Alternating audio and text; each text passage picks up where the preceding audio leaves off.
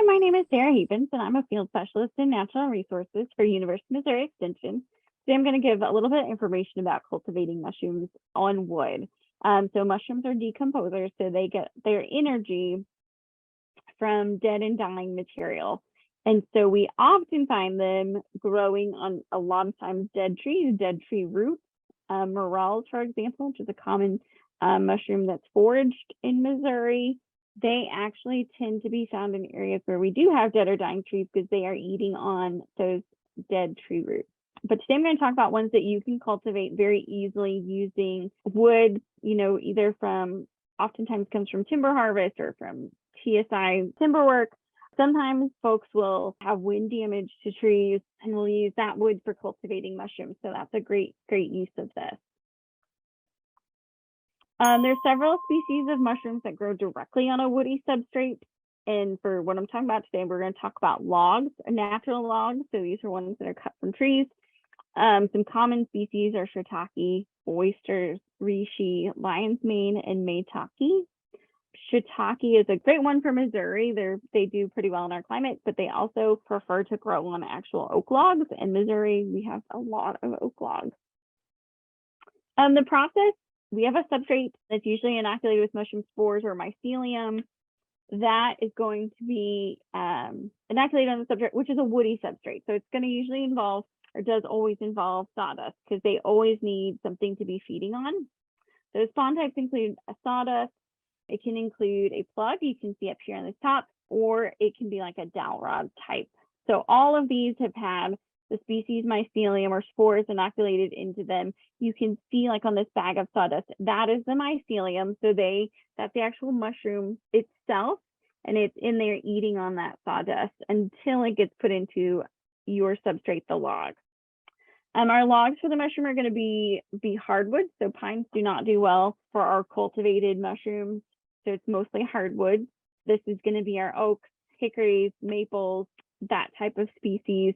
And so again, which is great because in Missouri, we have a lot of oak hardwoods that grow in our forests. So they're usually fairly easy to come by.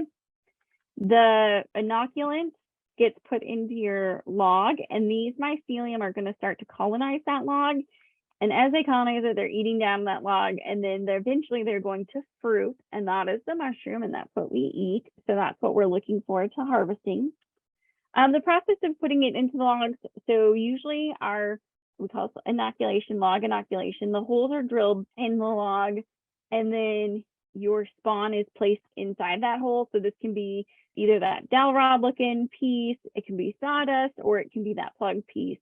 If you've used a inoculation plug, this is going to be an all-in-one. So it just gets simply put into the log hole, and then it is going to be seal itself. If you do the down piece or the sawdust, we kind of have a second step. So those holes get sealed with wax, and that's going to hold the spawn in place and prevent any insect damage. And then after that, it's done. Like the log's been inoculated, we place it in a shaded, moist area.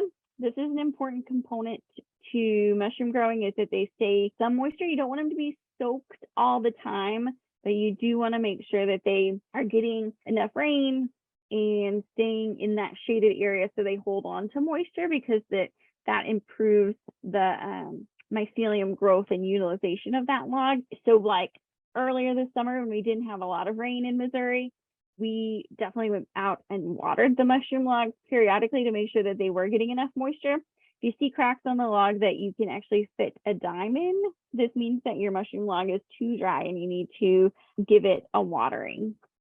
After all this, then it's just time to wait. And the wait for these guys can be a little bit substantial. So waiting for fruits to harvest, shiitake can take anywhere from 5 to 18 months before you have fruits that you can harvest. Oyster can be 3 to 12 months. Lion's mane or comb tooth is quite a wait. So it can be as long as 2 years before you see fruiting bodies from that. So important message here is also not to give up on your mushroom logs, depending on what species that you have cultivated, because it may take quite a bit of time.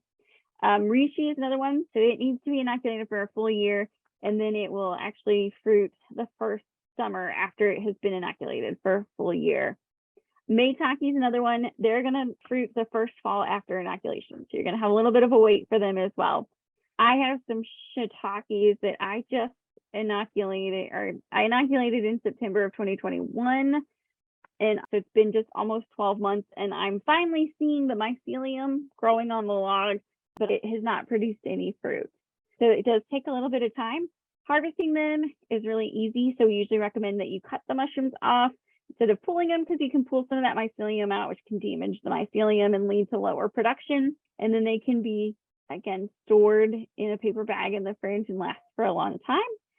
This is, again, just kind of a fun, easy process. So it can be as big as you want to make it or as small. With University of Missouri Extension, I do some workshops where we cultivate logs, call it management in mushrooms. We talk about forest management processes and how to cultivate the mushrooms. So again, good use for that excess wood